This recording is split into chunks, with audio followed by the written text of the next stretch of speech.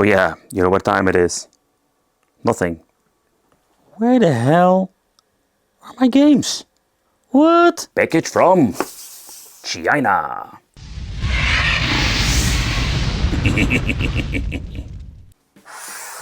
So hey guys, welcome back to the channel.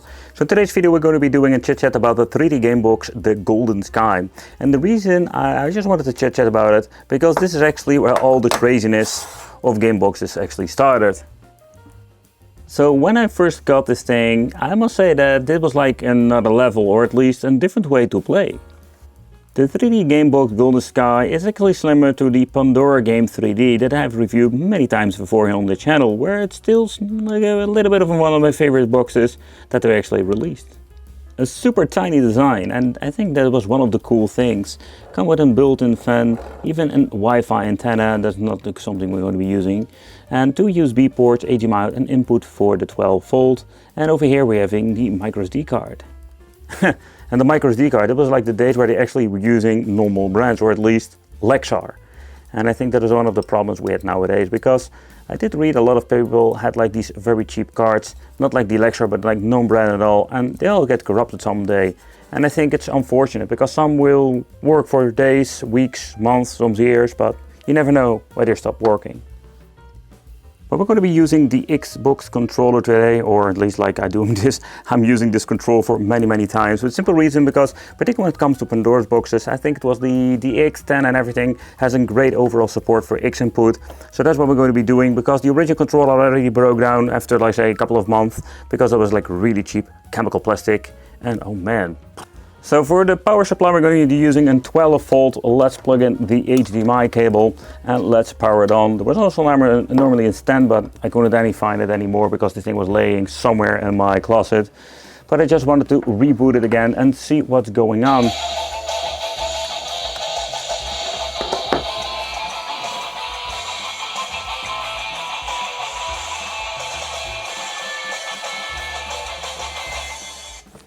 Pandora games, the nightmare never ends. No, I don't want to install games!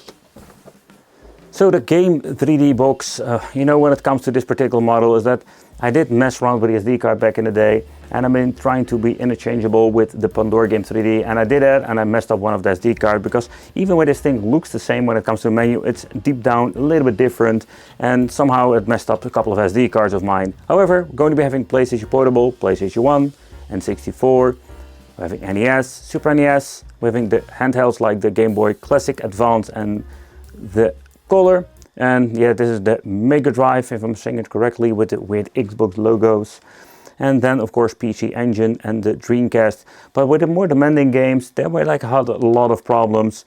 Beside that, yeah, when it comes to recent list, everything else, we can even do search. Let's see how that actually works out nowadays. I think this thing was quite a cool innovation when it comes to things you can do with it. And we can actually play some old school games. But in this way we can just boot up games, had like this game console situation. But the unfortunate is that the game overall support when it comes to the controllers and the game adding situation is absolutely one freaking nightmare. And also a lot of problems when it comes to certain situations. Do you have the idea to have like echo? Yeah, that was kind of weird. No, it almost sounds like there come audio from this freaking box, but no, there is actually just some weird duo audio coming from the box. And there where it go absolutely wrong. Another unfortunate part is if you're going to be getting into the menu itself, I mean the main menu where we can just go to back the main menu of the Pandora's box or this game box thing, that doesn't work. Nope. So that's not a problem because of the compatibility with controllers. So what I can do is try different kind of controllers to see if there's going to be any luck. But you know, with this freaking controller we're having over here, that thing didn't even work.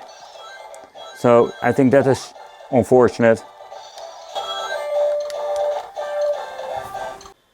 So there we're already going to have ourselves a first problem. We can't go to back to the main menu. We need to unplug the freaking device. And that's to do with the controller. Maybe you can find like a different controller that is actually having the support to go back to the main menu. But yeah, that's one of the things that we need to live with at this moment. But let's do a deep dive in a couple of games. And yeah, where I did notice some problems. Some of the games are still very nicely to be played on these, let's say, simple devices. For example, over here with the PlayStation 1 emulator. I do wonder one thing, that they enabled the freaking audio, because there's another problem we did notice. Ah, there we go. So where these things will run on native resolution, we do have like some great PlayStation 1 performance. Button mapping is completely messed up. Holy crap.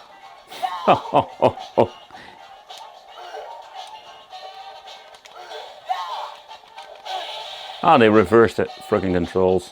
There we go. Yep, I'm getting my ass kicked over here. But the emulation performance of these older boxes were pretty bad.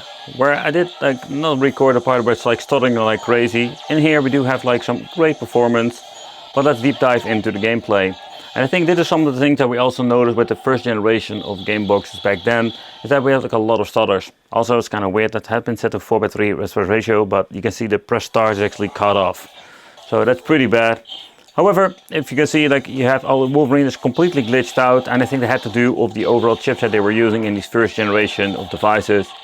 But with the power move, didn't see any weird thing going on when it comes to, let's say, stutters. So two-dimensional games were kind of playable with some Sega Dreamcast situation. So that's kind of cool.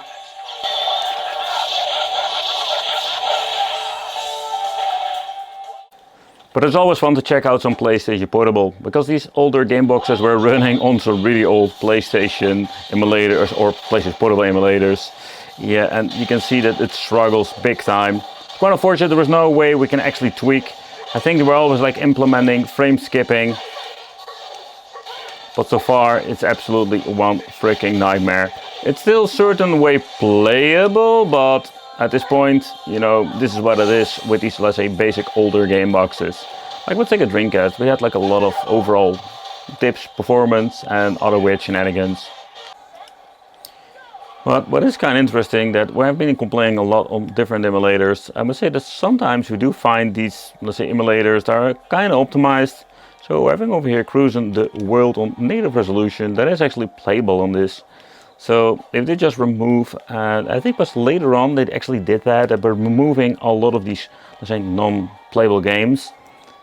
But you can see that this runs great. I would not try to play cruising the USA, for example, but world seems to be playable.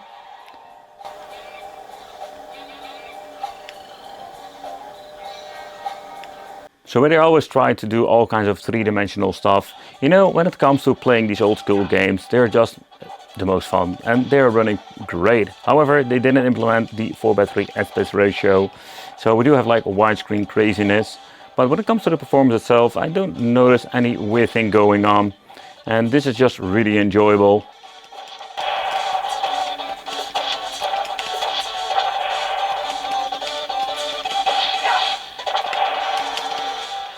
And of course we're going to be playing some PC Engine. So there is another problem, is that where we don't have the main menu option, we also don't have the quick menu where we can make quick loads, quick saves. And I think that's one of the features I'm going to be absolutely missing. So I need to figure out how to actually get myself a controller that works with this device and still have all the functionalities. Also the main menu itself has a special menu where we can do all kinds of settings. We cannot get into that because this tiny box doesn't have an, let's say, setting buttons like the original Pandora's box. You seriously jumped over my Kamehameha. Again, twice. Seriously? You know, whatever. So I'm going to be searching a way to actually just find a good working controller, because this box is still a lot of fun.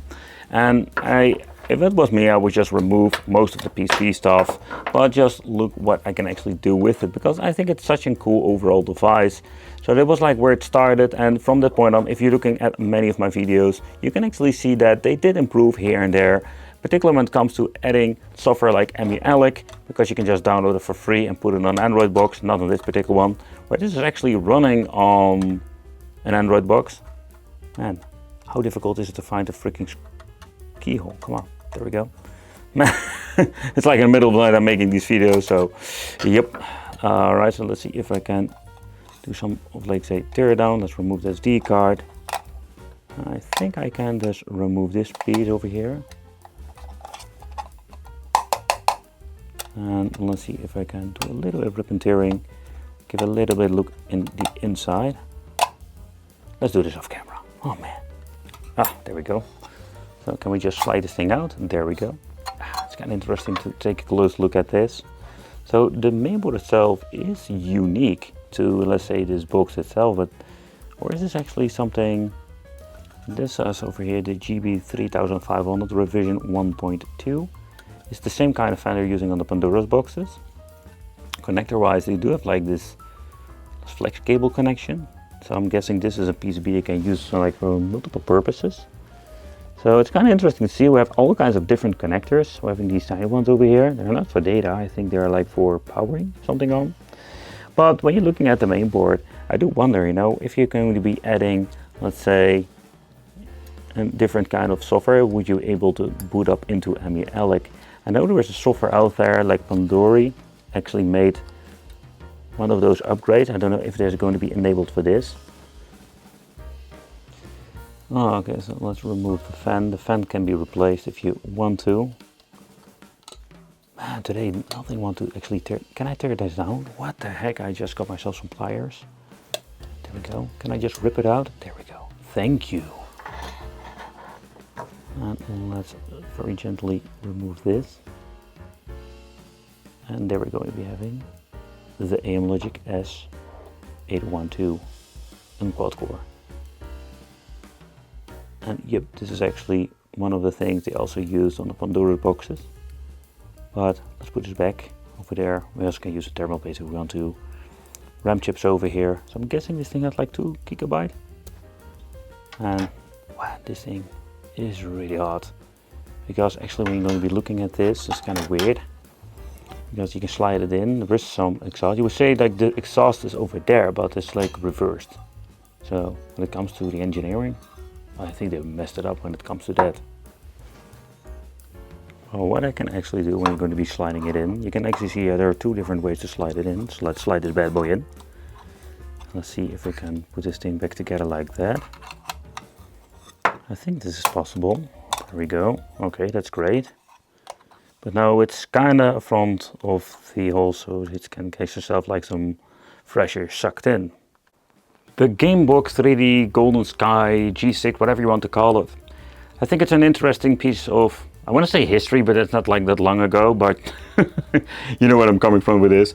I think it's kind of interesting, let's say, where it all started. You know, this is what it is, this tiny box. It still works with mine. Of course, I'm not using it that often, but I think this is one of the things that is a problem, or actually this is a great showcase, where it's not like the overall emulation performance only, but also when it comes to compatibility with the controllers. That was another problem that we had with these kind of boxes. I wouldn't really pick it up, maybe for fun, for novelty, to check it out, but for playing, not that much. Thank you all for watching, consider subscribing, and it would be great to see you in the next video.